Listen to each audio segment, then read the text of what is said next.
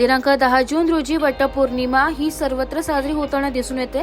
त्याच पार्श्वभूमीवर देवळाली कॅम्प येथे वटपौर्णिमेचे व्रत हे पतीच्या दीर्घायुष्यासाठी महिला करत असल्याचं बघायला मिळालंय। त्यालाच जोड म्हणून वटपौर्णिमेनिमित्ताने विद्याविनय हिल रेंज येथील महिलांनी सेंट पॅट्रिक रोडवरील वडाच्या झाडाची पूजा केली आहे। त्याचबरोबर हरित देवळालीसाठी प्रतिज्ञा केली आहे। महिलांनी वडाची पूजा झाल्यावर वडाचे यावेळी मीना पाटील, अर्चना धोंडगे, योगिता चव्हाण, वैशाली कांडेकर, ज्योती अचाट, पूनम चव्हाण, मेघा लिपणे, पूनम सोनवणे, केतकी अचाट आदींनी हरित देवळालीसाठी प्रतिज्ञा घेतली आहे। वटपौर्णिमेचा सण महत्त्व सांगत हरित देवळालीसाठी लोकसहभाग महत्त्वाचा असल्याचं मीना पाटील यांनी सांगितलंय। जन्मोजन्मी हाच पती लाभो असे साकडे घालत आधुनिक सावित्रींनी भगूर देवळाली कॅम्प व इतर भागात वटपौर्णिमेनिमित्त वटवृक्षाचे पूजन केले। भगूर देवळालीत वटपूजा करायला आलेल्या महिलांच्या हातून वृक्षारोपण करा व पर्यावरण संवर्धनाला साथ देण्याचे आवाहन मीना पाटील यांनी केले। एक पूर्ण वाढलेले वडाचे झाड एका तासाला 712 किलो इतके प्रचंड प्रमाणात प्राणवायू वातावरण सोडत असते।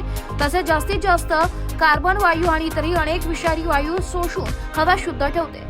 संसाराला जुंपलेल्या महिलांना वर्षातून एकदा वटवृक्षाच्या आरोग्यदायी गुणधर्माचा लाभ व्हावा या हेतूनेच वटसावित्रीचे व्रत करण्याची परंपरा सुरू झाली। वडाला प्रदक्षिणा घालून प्राणशक्तीला आवाहन करणे, शरीरातील निर्जीव पेशींना शुद्ध प्राणवायू पुरवून सजीव करणे अशा आरोग्याला हितकारी गोष्टींचा या पूजेत अंतर्भाव असतो।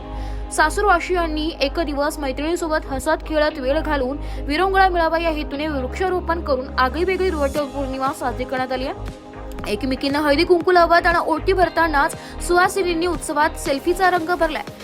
सुशिक्षित म्हणणाऱ्या या महिला वटवृक्षाचे महत्त्व प्राचीन ज्ञान समजून न घेता वटवृक्षाची फांदी तोडून पूजेचे सोपस्कार उरकतात आणि दुसरीकडे गावातील स्त्रिया वडाच्या झाडाचे महत्त्व जाणून झाडाखाली जाऊनच पूजा करत असतील तर मग अशिक्षित कोण आणि सुशिक्षित कोण असा प्रश्न मीना पाटील यांनी उपस्थित केलाय।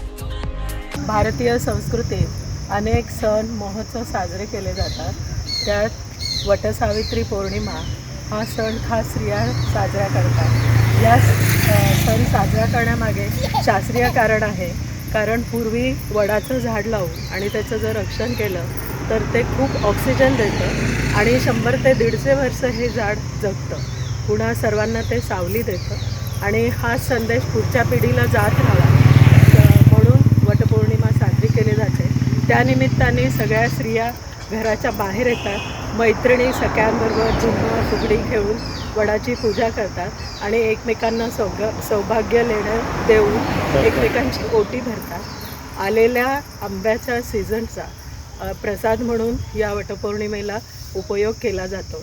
असा हा महाराष्ट्रातला वटपौर्णिमा सण पूर्ण भारतात साजरा केला जातो। मी सगळ्या देवळालीकरांना असं विनंती करते की प्रत्येकाने पुन्हा देवलालीमध्ये एक वटवृक्ष लावून त्याचं संवर्धन करा आणि ग्रीन देवलाली, स्वच्छ देवलाली आपल्या महाराष्ट्रात तिचं नाव जे आहे ते कायम असू द्या। एबी न्यूज करिता प्रतिनिधी विवेक कांडेकर, देवळाली कॅम्प।